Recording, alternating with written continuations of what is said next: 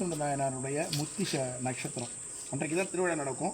சித்திரை மாதம் பரணி நட்சத்திரத்தை ஒட்டி அதிலேருந்து ஒரு 5 நாளைக்கு முன்பு இந்த கோயிலில் கொடியேற்றிருப்பாங்க.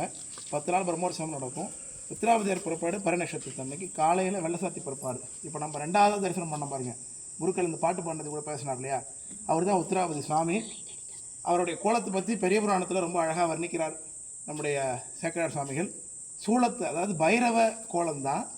பைரவ கோலம் அப்படின்னா 4 கரம் இருப்பதை எங்கேயும் பார்த்துருப்பீங்க. ஆனால் இவருக்கு மட்டும்தான் 2 கரம் இருக்கும். ஒரு கையில் திருவோடு பிக்ஷ பாத்திரம், அயன் கபாலம் தரித்த வளர்த்திருக்கையினார். இன்னொரு கையில் உடுக்க வச்சிருக்கிறார். அயன் கபாலம் தரித்த வளர்த்திருக்கை, இன்னொரு கையில் வளர்த்திருக்கையில் உடுக்க வச்சிருக்கிறார்.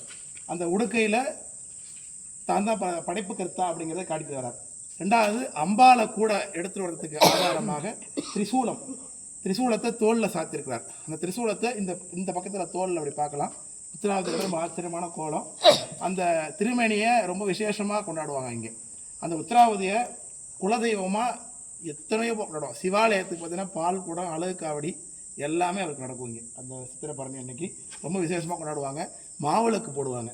அந்த மாவிளக்கு உங்கள் மனசில் என்ன வேண்டிக்கிட்டு அவங்களுக்கு நிறைவேற்றி கொடுத்தீங்கன்னா வந்து மாவிளக்கு போடுறேன் அப்படின்னு நீங்கள் பிரார்த்தனை பண்ணிங்கன்னா நிச்சயமாக அது நடக்கும். இது கைகண்ட உண்மை, இது தடவத்தீருங்கிறது மாதிரி கைகண்ட மருந்து. இது உங்களுக்கு நான் சொல்கிறேன். உங்கள் எல்லாருக்குமே என்னென்ன பிரார்த்தனை இருக்குது மனசுக்குள்ளே வேண்டிக்கிட்டு நேர்மையாக ஆச்சாரமாக இருந்தீங்கன்னா கண்டிப்பாக முடிச்சிருவார் சுவாமி. தேவராஜும் மகம்பதே உத்திராவதி நாயகம்னு சொல்கிறாங்க சாமியை. அவர் சிறுத்தொண்ட நாயனாருக்கு அனுகிரகம் பண்ண அந்த சித்திரை திருவிழாவை கொண்டாடும் பொழுது எப்படி கொண்டாடுறாங்கன்னா, காலையில் வெள்ளசாத்தி புறப்பாடு, அபிஷேகம் ஆகும். சந்தன காப்பு அலங்காரத்தோட சுவாமி வெள்ளை வேட்டி வெள்ளை மாலை மட்டும் சாத்திட்டு புறப்படுவார். அந்த உள்வளம் வருவாங்க. அப்போ ரொம்ப ஆச்சரியமான மல்லாரி இசையோட சாமி புறப்பாடாகி வருவார். பன்னீரை மேலே ஊற்றிக்கிட்டே வருவாங்க. அவருக்கு என்ன சாத்துவாங்கன்னா, பன்னீரை வெள்ளை மாலை வெள்ளைப்பட்டு கொடுப்பாங்க. இந்த பன்னீரை உடைச்சி சாமி மேலே ஊற்றிக்கிட்டே வருவாங்க. சாமி எந்த வாகனத்தில் ஏற மாட்டார், தோளில் தான் அடியார்கள் தாங்கிட்டு வருவாங்க. அதுக்கு மேலே ஒரு பந்தல் பிடிச்சிட்டு வருவாங்க, நடப்பந்தல் பிடிச்சிட்டு வருவாங்க. அப்புறம் வெளியில் வந்து புறப்பாடாகி திரும்ப உள்ளே போயிடுவார். இது கால புறப்பாடு.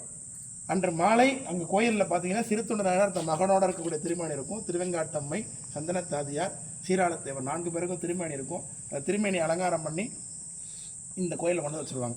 இப்போ நம்ம இருக்கிற இடம் தான் சிறுத்தொண்ட நாயனார் வாழ்ந்த வீடு இருந்த இடம் என்று சொல்லப்படுகிறது. அவர்கள் அந்த பூசை பண்ணின மாகேஸ்வர பூஜை நடத்தின, அதாவது மகனை கரியமதுக்கு வெட்டிய இடம் இந்த அறை தான் அப்படி சொல்கிறாங்க. இந்த அறையில் தான் அந்த ஐதீக திருவிழாவை நடத்தி காமிப்பாங்க. உத்திராவதிவார் காலையில் புறப்பட்டு உள்ளே இருப்பார். சாயந்தரம் 5 மணிக்கு புறப்பாடாகி உள் புறப்பாடு வெளிப்புறப்பாடு ஆகி இந்த வீட்டு வாசலுக்கு இங்கே பந்தல் போட்டிருப்பாங்க. இந்த பந்தலில் வந்து நிறுத்திடுவாங்க சாமியை. உள்ளே இருந்து திருவெங்காட்டம்மையும் சந்தனத்தாதியாரும் வெளியில் திருமேனியாக வெளியில் வந்து சாமி எதிர்கொண்டு அழைக்கிற பெரிய புராணத்தில் எப்படி திருவிழா நடக்குதோ அதே மாதிரியே 2 பேரும் வந்து எதிர்கொண்டு அழைப்பாங்க. பெரிய புராணத்தை இங்கே வாசிப்பாங்க.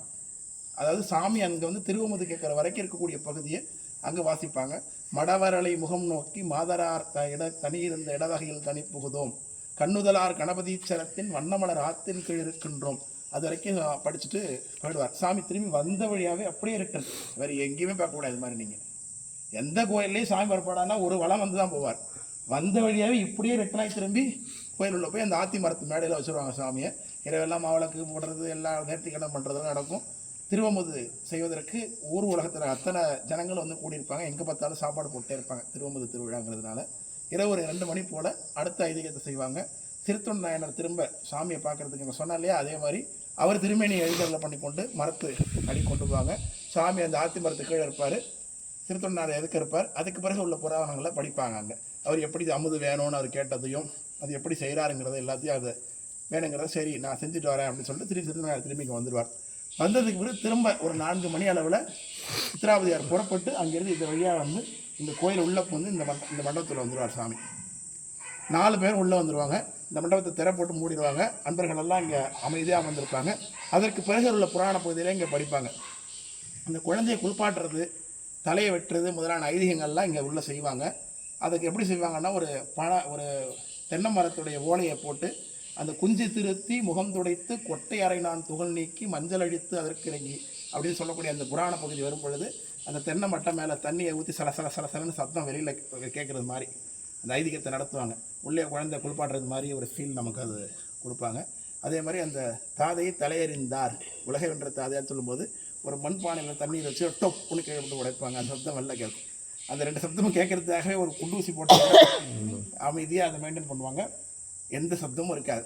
உள்ளே இருப்பார். அதுக்கு பிறகு உள்ள புராணம்லாம் படித்து எல்லாம் சரி பண்ணி மாவில், அந்த உளுந்து மாவில் சீராள தேவர் போல் அந்த பொம்மையை பண்ணி அந்த குழந்தையை எப்படி வெட்டி கரிசம் வைக்கணுமோ எல்லாம் செஞ்சு சாமிக்கு பலியிடுவாங்க. இப்போது உங்கள் புராணத்தில் என்ன சொன்னேன், சாமி மறைஞ்சிடறாருன்னு சொன்னேன். 2 நாள் ரொம்ப கோலாகலமாக கொண்டாடப்பட்ட அந்த உத்திராபதியார் அந்த ஐதீகம் முடிஞ்ச உடனே தோல் மேலே தூக்காமல் அப்படியே கீழேயே அப்படியே எந்த வாத்திய வசமும் சங்கு கூட முழங்காமல் இப்படியே கொண்டு போய் இந்த கொல்லவாச வழியை உள்ளே கொண்டு விடுவாங்க. அவர் அது மறைகிறார் அப்படிங்கிற ஒரு ஐதீகத்துக்காக. புராணத்தில் என்ன நடக்குதோ அதை அப்படியே செஞ்சு காமிக்கிற ஒரு உற்சவம் வேறு எங்கேயுமே நான் பார்க்க முடியாது. பெரிய புராணத்துக்காகவே இந்த திருவிழா நடக்கிற மாதிரியே இருக்கும் அப்படியே. அதுக்கு பிறகு நாயனாரும் திருத்தொண்ட நாயனார், திருவெங்காட்டம்மை, சீராள தேவர், சந்தனத்தாதியார் 4 பேரும் அவரை தேடிக்கிட்டு வெளியில் வர்றது மாதிரி ஒரு 7 மணி போல் புறப்பட்டு இந்த வீதியில் அப்படியே வெளில வர்றது மாதிரியும், அங்கேருந்து ரிஷபவாகனத்தை சாமி அலங்காரம் பண்ணி இந்த வீதியில் நம்ம வந்தோம் இல்லையா, அப்போ அந்த கோயிலேருந்து வெளில அந்த இடத்துல ரிஷபவாகன காட்சி நடக்கும். உற்சவம் அங்கே தான் அவங்களுக்கு ஐக்கிய திருவிழா நடக்கும். ரொம்ப ஆச்சரியமான திருவிழா. 2 நாள் தரிசிக்க வேண்டிய திருவிழா. எல்லாரும் கண்டிப்பாக ஒரு நாள் தரிசனம் பண்ணணும். இந்த ஊருக்கு வந்தீங்கன்னா ஒன்றும் வசதியெல்லாம் ஒன்றும் இருக்காது. ரொம்ப ஹாட்டாக தான் இருக்கும். இந்த சித்திரை மாதம் திருவிழா தண்ணிலாம் ரொம்ப கிடைக்காது. ஆனாலும் அந்த ஒரு இன்கன்வீனியன்ஸோடு நீங்கள் அனுபவிக்கிறதுல தான் அந்த சுகம் என்னன்னு தெரியும். அப்பேற்பட்ட ஒரு மூர்த்தி அவர். இது உள்ள இப்போவும் உள்ள கொஞ்சம் மன அமைதியோட மன டிஸ்டர்ப் இல்லாமல் உட்காந்திங்கன்னா இந்த கறி வெட்டக்கூடிய ரத்த கவுச்சி அடிக்கும் அப்படின்னு கூட சொல்கிறாங்க. அது எனக்கு அனுபவிச்சதில்லை. நீங்கள் வேணால் போகிறதுனா போய் பார்த்துட்டு வரலாம். இதுக்கு